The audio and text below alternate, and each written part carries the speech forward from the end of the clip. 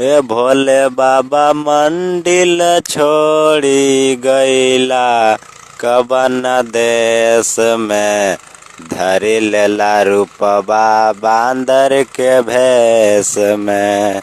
जब से गईला छोड़ के धरती पर मचल हाहाकार बा, लगे डूबल जात बाटे घरबा दुआर बा।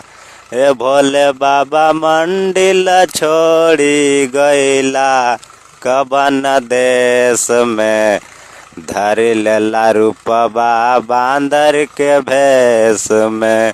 जब से गईला छोड़ के धरती पर मचल हाहाकार बा, लगे डूबल जात बाटे घर